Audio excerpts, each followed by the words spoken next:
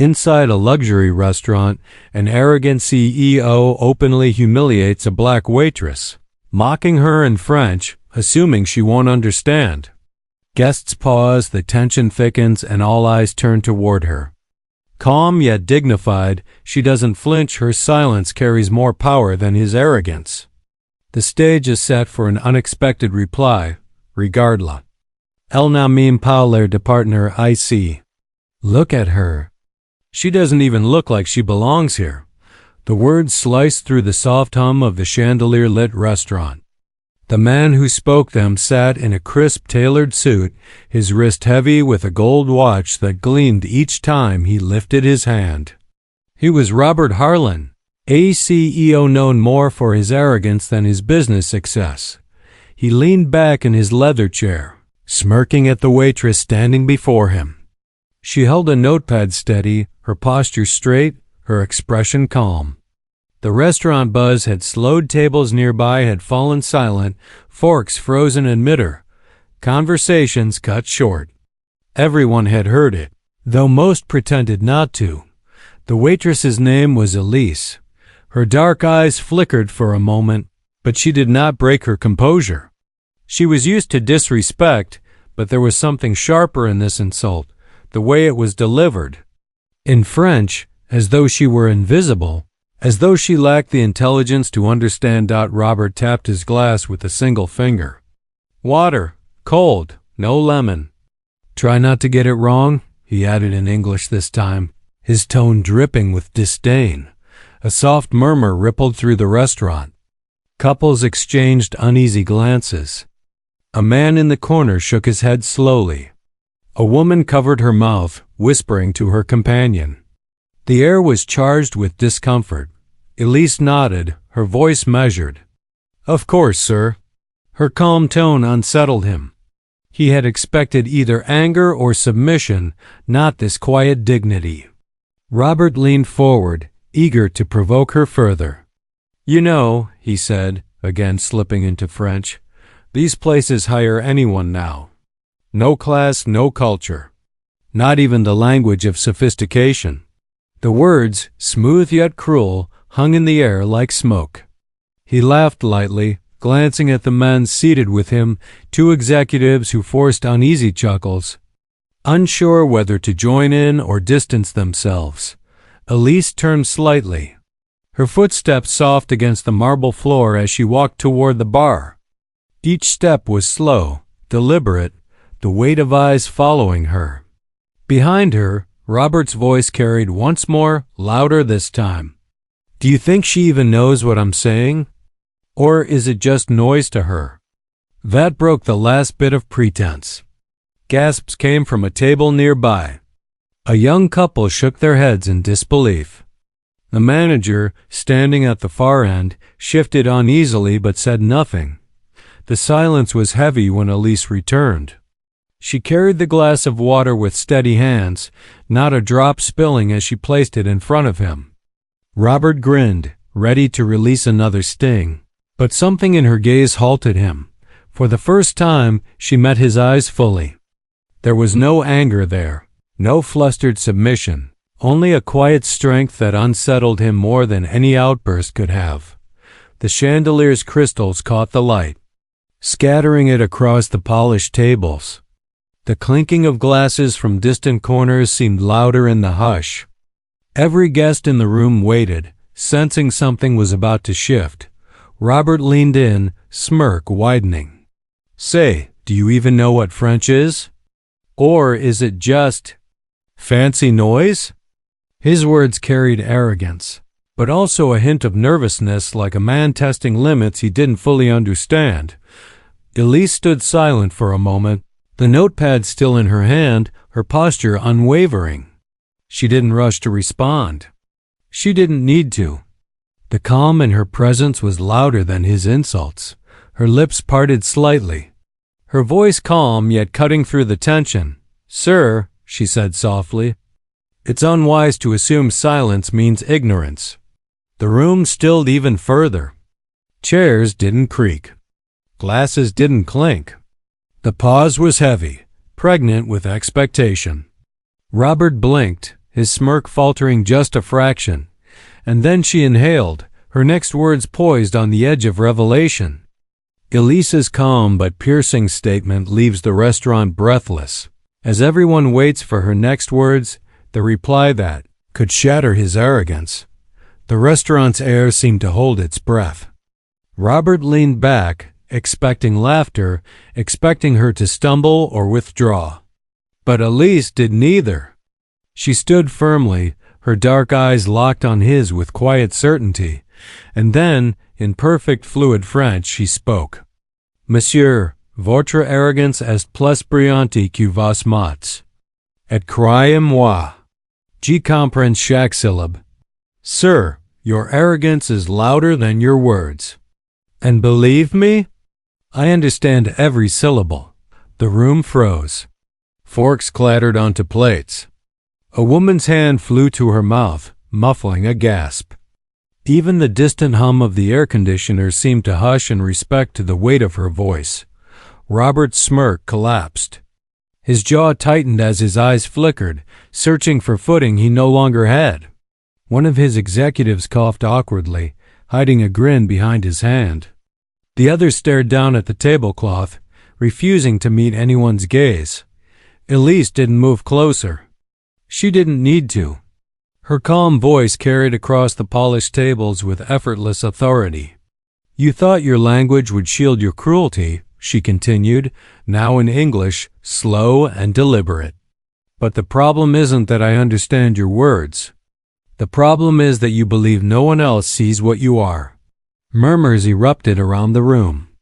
Guests exchanged wide-eyed looks, some nodding, others whispering in disbelief. An elderly couple at the corner leaned forward, their attention fixed entirely on her. Robert's face flushed, the polished confidence of his tailored suit suddenly fragile. He cleared his throat, forcing a laugh. Well, I was only joking. Surely, you must have a sense of humor, miss. Elise, she answered, cutting him off smoothly. Her tone wasn't sharp. It was calm, measured, but it sliced through his attempt to brush off the moment. The manager at the far end of the room shifted uncomfortably, but still didn't intervene. His silence was as loud as Robert's arrogance had been minutes earlier. Elise turned slightly, her notepad still in her hand, though she no longer glanced at it. You see, respect isn't given by title. It's revealed by action. And right now, this room isn't looking at me. She paused, letting the tension stretch. They're looking at you. Robert stiffened, feeling the shift of dozens of eyes turning fully on him. The weight of attention, once his pride, now burned like a spotlight he couldn't escape. A man at a nearby table muttered, "She's right." Another woman whispered, "Did you hear that French?" Flawless. The murmurs swelled into a quiet wave of acknowledgement, a collective realization that the supposed imbalance of power was tilting. Robert leaned forward, his voice lower, defensive. You don't know who you're talking to. Elise didn't flinch. And you don't know who you're talking down to. The words echoed, stronger than any raised voice could have been. The chandelier above flickered slightly, as if even the lights recognized the shift in power. Robert's face hardened, but his eyes betrayed him. Behind the steel was the flicker of doubt. He glanced around, realizing the crowd was no longer passive. They weren't simply diners anymore. They were witnesses. Elise turned slightly, preparing to step back toward the bar. But before she moved, she added one more line, her voice calm, carrying to every corner. In French, there's a saying, La vérité sort de la bouche des plus humbles. The truth comes from the mouth of the humble. Remember that, sir. A silence heavier than thunder followed. For the first time that evening, Robert had nothing to say. His hand, still resting on the glass of water she had brought, trembled faintly, and then one slow clap echoed from a table in the back. A woman in her 60s, pearls at her neck, applauded once more. Others joined, tentative at first, then stronger. Soon the restaurant filled with the sound of quiet applause, not loud, but undeniable. Robert's face burned crimson. His fingers tightened around the glass as though crushing it might erase the humiliation building inside him. Elise, calm and steady, finally turned, walking back toward the bar. But the look in her eyes hinted at something deeper, that this was not the end of their encounter, but only the beginning. As the restaurant applauds Elise's unexpected reply, Robert sits humiliated, his confidence crumbling. But Elise's calm gaze suggests she knows a truth about him that no one else does, something still waiting to be revealed. Robert shifted in his seat, forcing his lips into a strained smile. The restaurant's applause had subsided, but its echo still lingered in the air, haunting him more than the sound itself. He drummed his fingers against the polished table, desperate to reclaim the authority slipping through his grip. "Well," he said loudly, his voice slightly cracked before he steadied it. "I suppose we're all entertained. Waitress with a flair for theatrics. How charming." He raised his glass, pretending not to notice the subtle glances exchanged around the room, but the laughter he expected never came. Instead, the two executives beside him sat stiffly, their expressions uneasy. One cleared his throat, muttering, "Yes." "Quite," while the other busied himself with his phone, avoiding Robert's eye entirely. Robert's smirk faltered. He leaned back, feeling the weight of the chandelier's light pressing down on him like judgment. The room was no longer admiring him, they were studying him, dissecting every movement. From across the room, Elise moved gracefully, serving another table with the same composure she had shown before. Her hands were steady, her smile faint but genuine. It was as if the confrontation had never rattled her. That very calmness infuriated Robert more than open defiance could have. He turned sharply toward his companions. "Do you see what's happening here? She's turning this into some performance, trying to embarrass me in front of everyone." The older executive sighed quietly, still not looking up. "Robert, you did say some things. Things people clearly understood." Robert stiffened. His chest tightened as if his own allies were slipping away. He leaned forward, lowering his voice but with an edge sharper than steel. "I run companies. I employ thousands. I don't take lectures from—" He cut himself off, realizing the word he wanted to use would only sink him further. At that exact moment, Elise passed their table again, her presence as serene as a tide. Robert's eyes followed her, brimming with something between anger and unease. She didn't even glance his way. That, more than any word, felt like a strike. To him, being ignored was worse than being challenged. The murmur of the diners began again, not loud but steady. Whispers like ripples across a still pond. She put him in his place. Never seen someone so calm. Imagine perfect French. Each word was another crack in Robert's armor. He straightened his suit jacket as though clothing alone could restore dignity. Suddenly, his phone buzzed on the table. He seized it instantly, grateful for the distraction. A text from his assistant glowed across the screen. "Board meeting reminder. Tomorrow 9 a.m. Concerns about public image." Media attention rising. His throat went dry. Public image. He could already imagine what it would look like if this small restaurant scene found its way beyond these walls. And with every eye in the room watching, he knew whispers had a way of traveling. He set the phone down quickly, but not before one of his executives glimpsed the screen. Their gaze lingered, unspoken tension forming between them. Robert forced a laugh, raising his glass higher. "Ladies and gentlemen," he said to no one in particular, "let's not dwell on silly misunderstandings. Tonight is about success, celebration, and fine dining." His words rang hollow. The energy of the room did not follow. Some guests politely clinked glasses, but their eyes remained fixed on him not with admiration, but with judgment. Elise, across the room, placed a dessert plate gently before an elderly woman. She leaned down, exchanging a soft word that made the woman smile. That single human moment drew more warmth than all of Robert's bluster. He saw it. And it gnawed at him. For the first time in years, Robert felt small.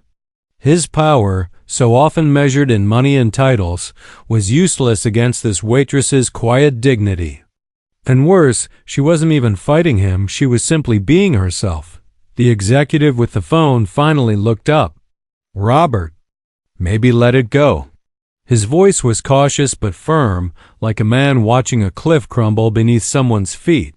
Robert clenched his jaw, his pride screaming louder than his reason. He leaned back, muttering under his breath, "She doesn't know who she's dealing with." But Elise, as if sensing the storm behind her, glanced once over her shoulder. Her eyes met his for the briefest second, steady, unafraid, and knowing. Robert's stomach twisted. It wasn't just defiance in her gaze. It was something else. Something he couldn't place.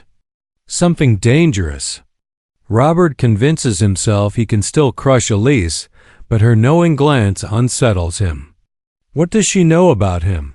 And why does he suddenly feel exposed? The restaurant's rhythm slowly returned, glasses lifted, forks scraped plates, and the faint hum of jazz seeped from hidden speakers. But beneath it all, a different current flowed, whispers, glances, silent questions that carried more weight than words dotted table after table. Diners leaned close to each other. "She speaks French like a professor. Where did she learn that? She's not just a waitress, is she?" The question swirled through the air, and though Elise moved with quiet grace, her presence now drew a subtle reverence. Every step she took, every calm smile, carried the weight of something untold. Robert felt it. He could see it in the shifting eyes, the way people looked at her, and the way they looked at him, with suspicion, with judgment.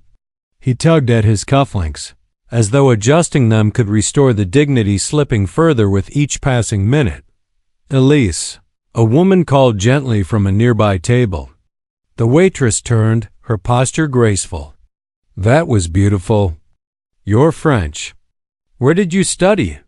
The restaurant hushed again, waiting for her answer. Elise paused, her lips curving into a faint smile. "Here and there," she said softly. "Paris, Geneva, New Orleans." But languages are less about where you study and more about who you listen to. The woman nodded, clearly impressed. Murmurs rippled again. Paris, Geneva, New Orleans. The words painted a different picture of Elise, one that clashed with Robert's earlier insult. Robert's hand tightened around his glass. His pulse thudded in his ears. She was no ordinary waitress. And that unsettled him more than anything. The older executive beside him shifted uncomfortably. "Robert," he whispered under his breath, "I think you should tread carefully. She's not who you think." Robert snapped his head toward him.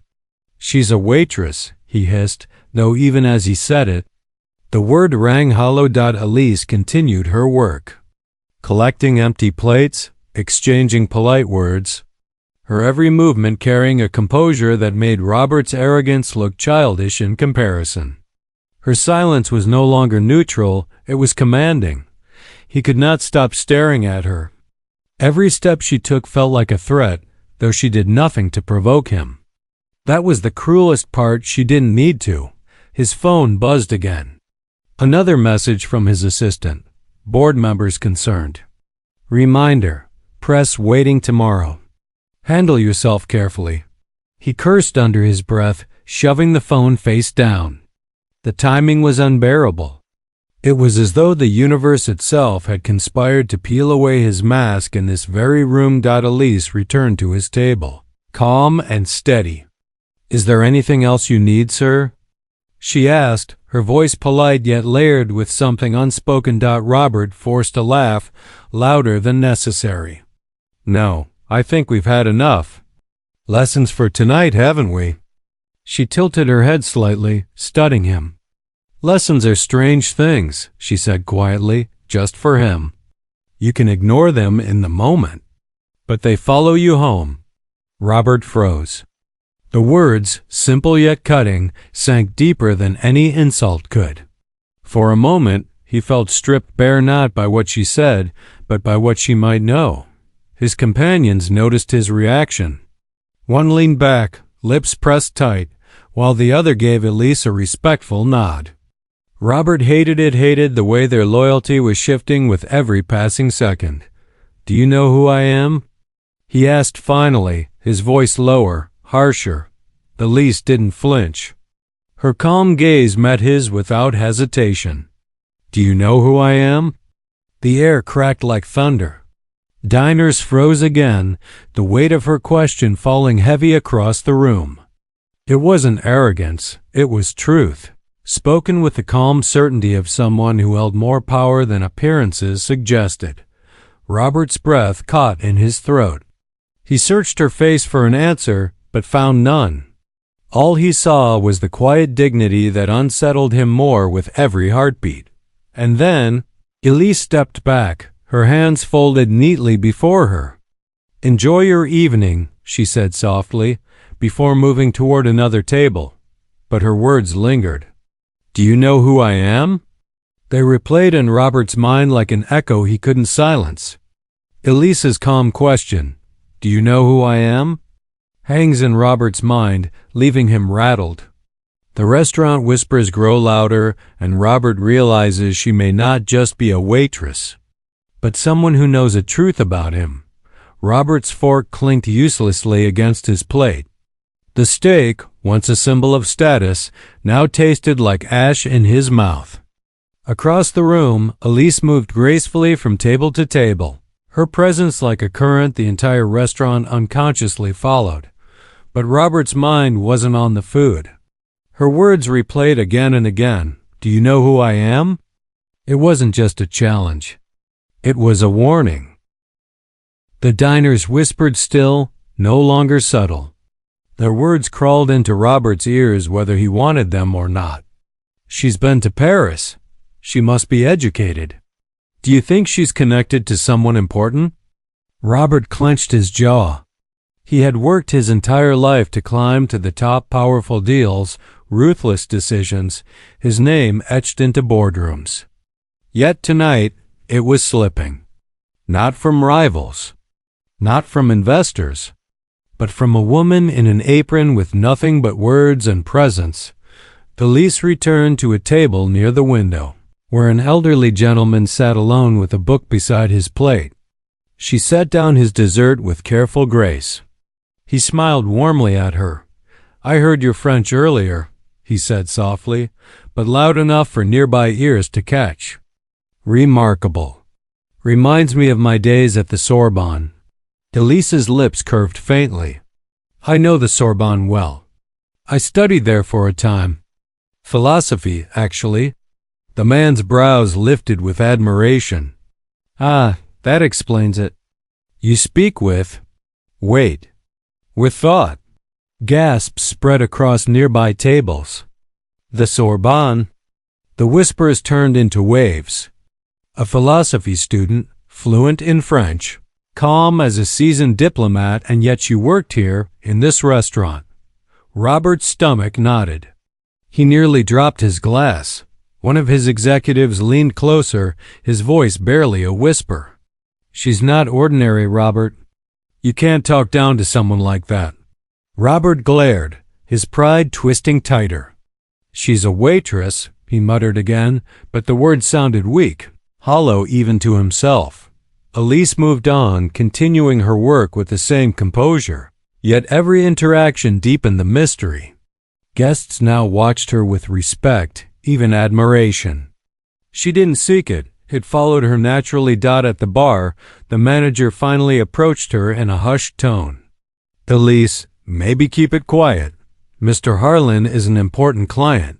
Her calm eyes met his, unwavering. "Important doesn't excuse arrogance," she replied softly. "And respect isn't optional." The manager faltered, lowering his eyes. Even he, her superior, seemed small in her presence. Robert caught it all, every word, every glance. He could feel his grip on the room slipping entirely. No longer was he the man commanding attention. Elise was. And she wasn't even trying. Desperate to regain ground, Robert leaned forward, raising his voice enough to carry across a few tables. "Tell me, Elise," he called, forcing her name onto his tongue like a challenge. "What brings a Sorbonne philosopher to serving tables in a place like this?"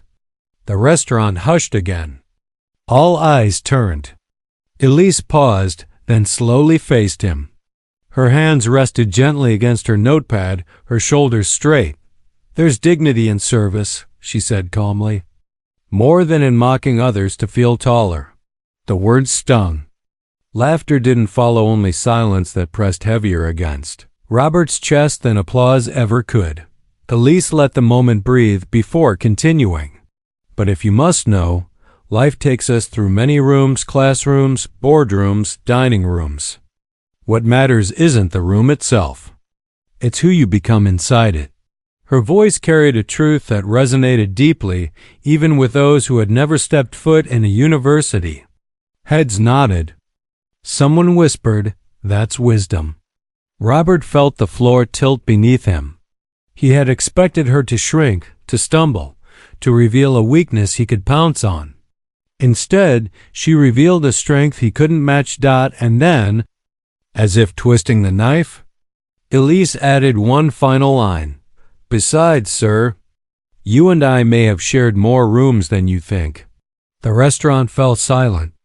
Robert's heart pounded. What did she mean? Had she been in the same conferences? Lectures? Meetings? Did she know something about him, his company, his secrets? The thought gnawed at him like fire. Elise hints that she and Robert may have shared more rooms than he realizes, leaving him shaken. Does she know something about his past or his darkest secrets? Robert had always believed silence could be bought. A higher salary. A firm handshake. A veiled threat. People fell in line, always. But tonight, silence wasn't his to command. Tonight, silence belonged to her.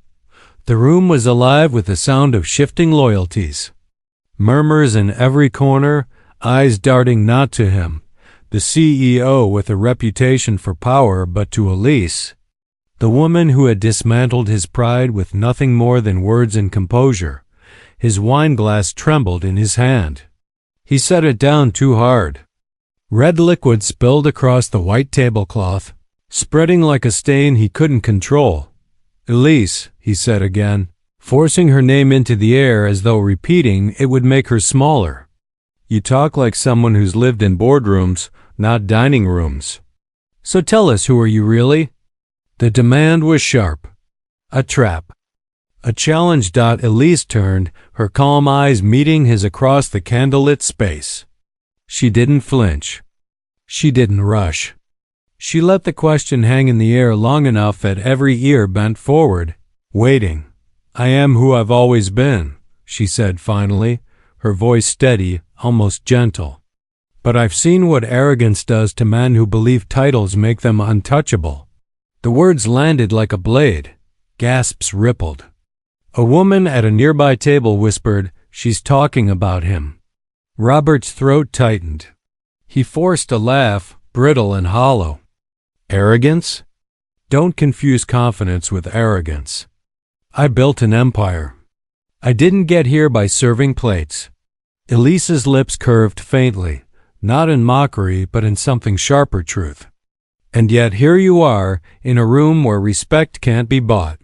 Strange how fragile empires can feel when people stop fearing the man who built them. The silence that followed was suffocating. Robert's cheeks burned.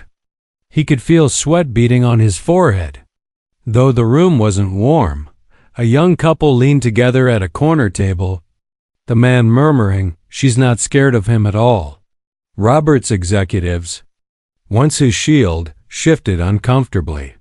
One cleared his throat, as if considering whether to intervene or abandon him entirely.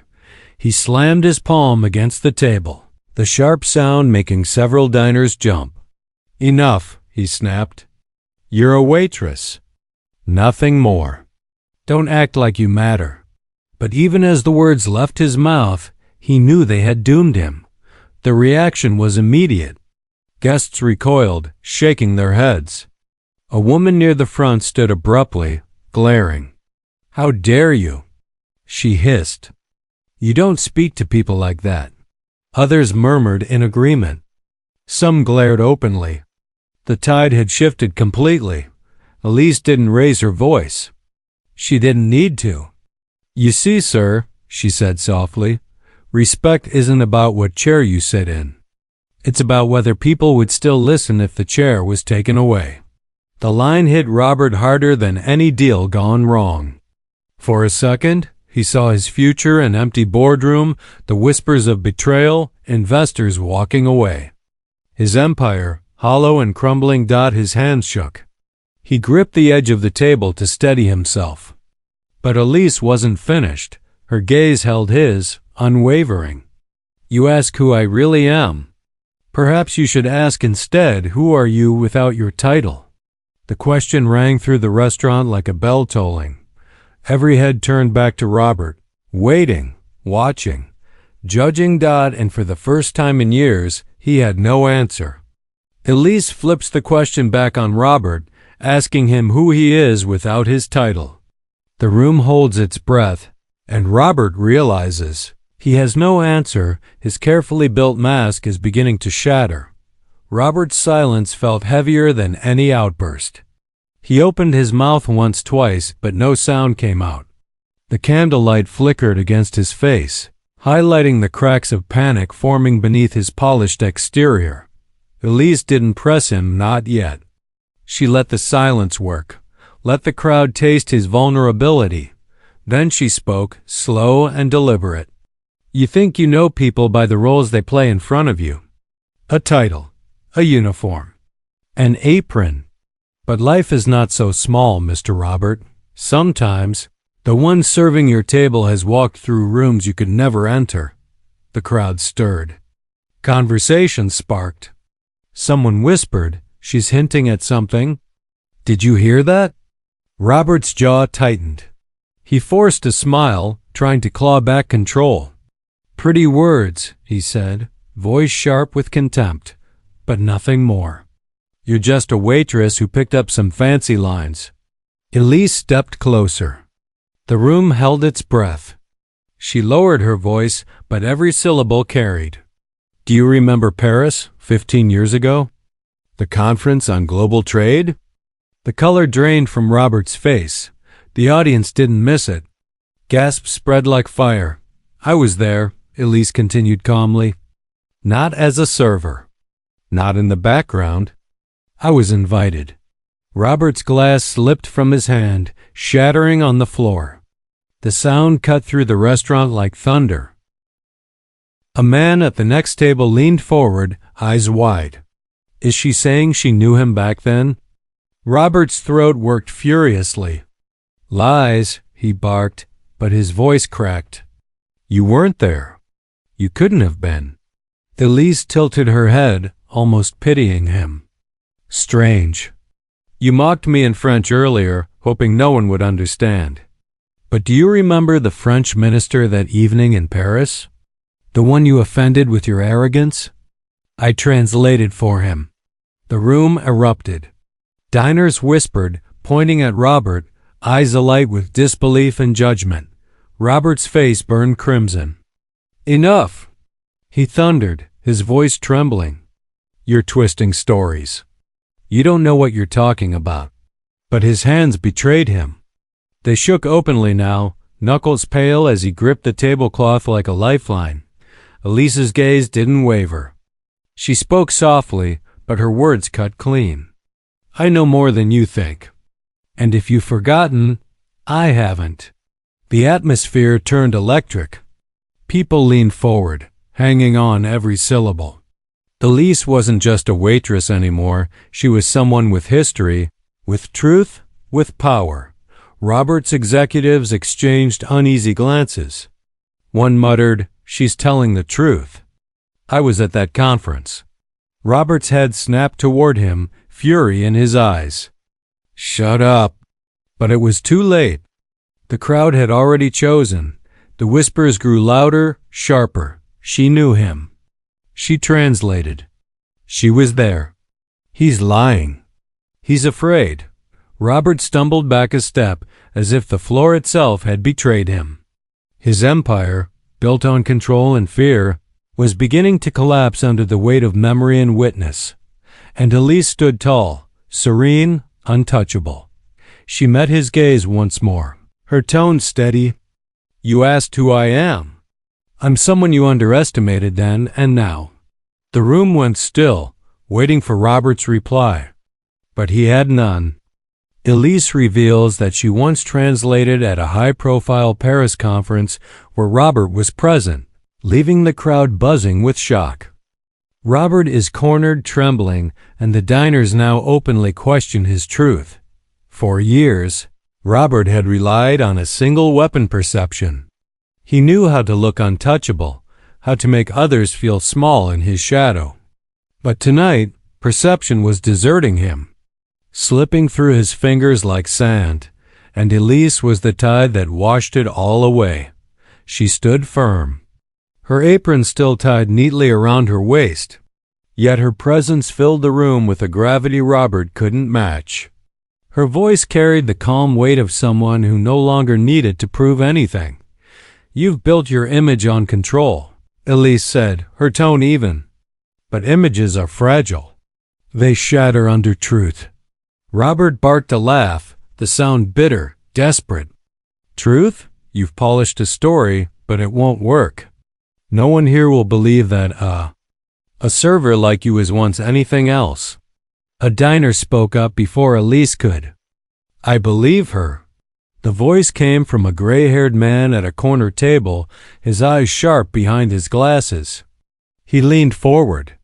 "I was at that Paris conference too. I remember a young black woman who translated seamlessly between ministers." "You?" he pointed at Elise.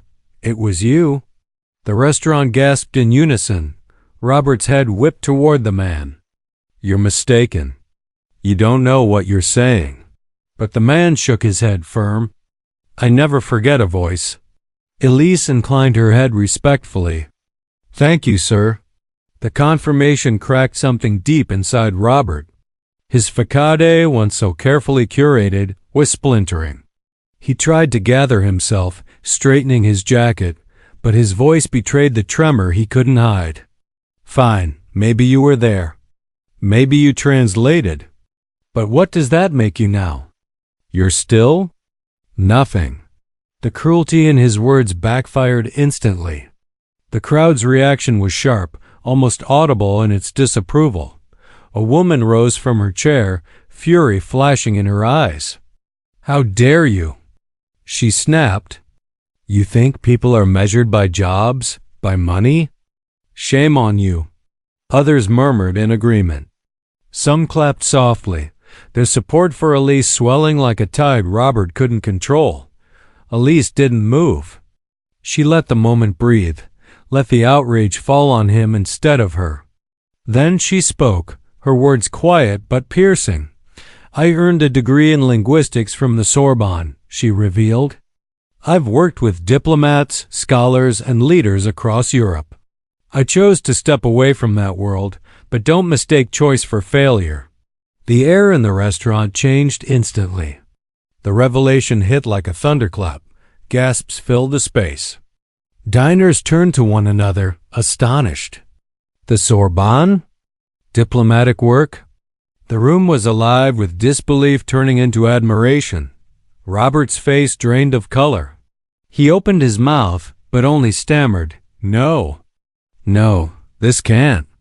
Elise's gaze sharpened, her calmness turning into something undeniable. "You mocked me in a language I speak fluently. You tried to humiliate me with the one thing I mastered. That's not power. That's weakness." The words pierced deeper than any blade. Robert staggered, gripping the back of his chair for support. His empire of arrogance was collapsing in real time, witnessed by every pair of eyes in the room. A murmur rose. She's brilliant. He's finished. He can't fight this. Robert tried to gather himself for one final blow. So you were educated. So what? You're still serving tables while I run an empire. That's the difference between us. Elise tilted her head, her voice soft but resolute. The real difference is this. I can serve with dignity. You command with fear. And fear doesn't last. The line dropped like a stone into water, sending ripples of silence through the room. Robert's executives shifted uncomfortably, the cracks in their loyalty widening.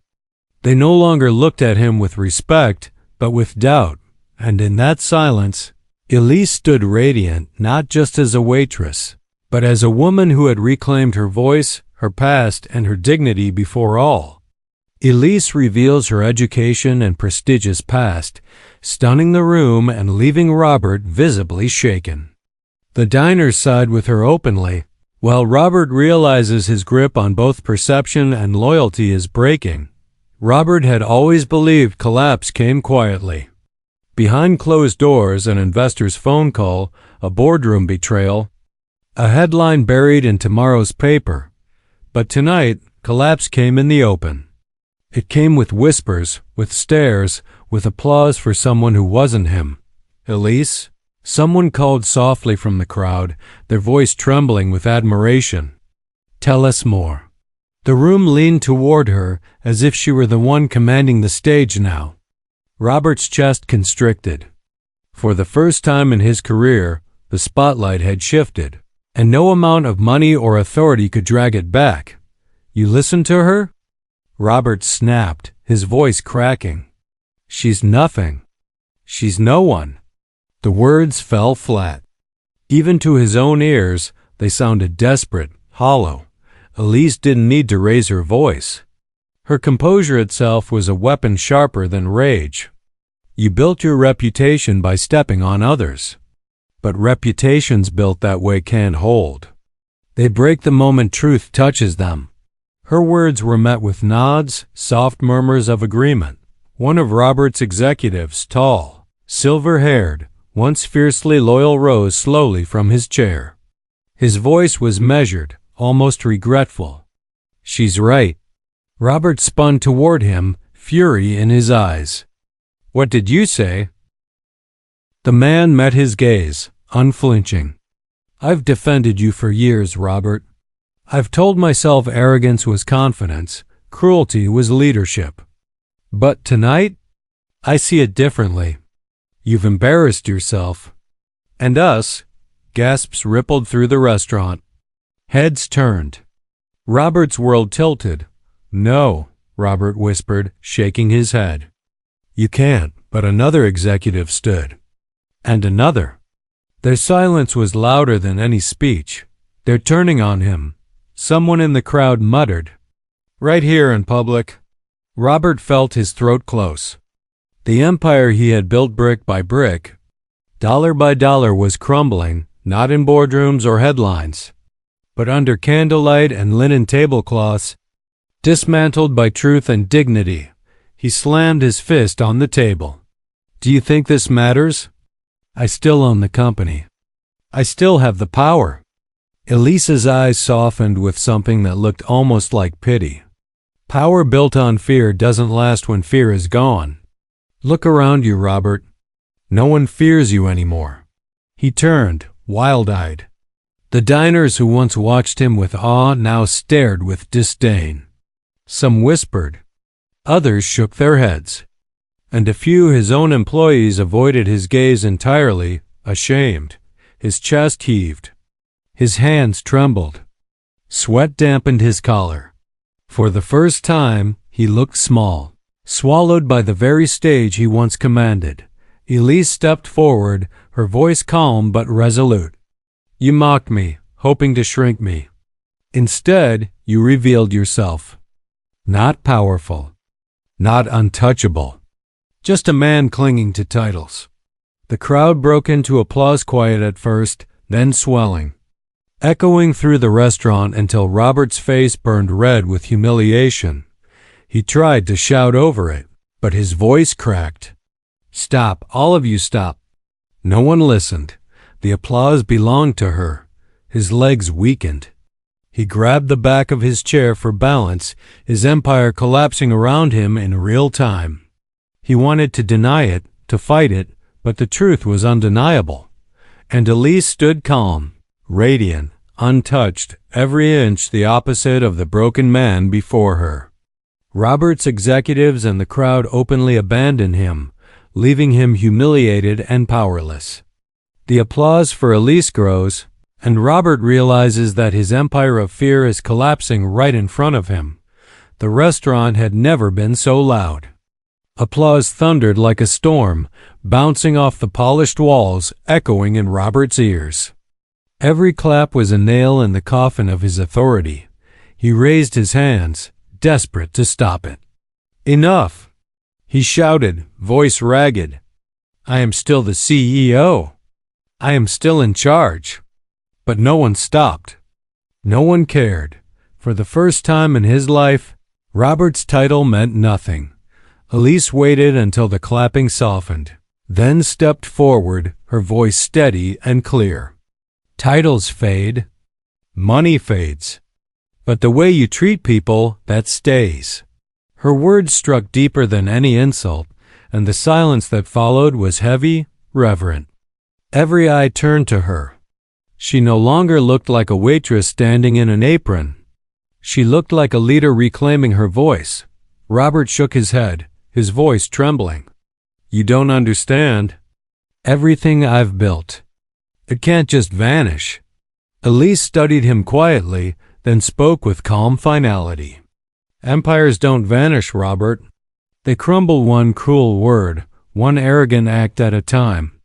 Tonight, everyone saw it happen." The weight of her words pressed down on him until his knees buckled. He sank into his chair, his face pale, his hands trembling.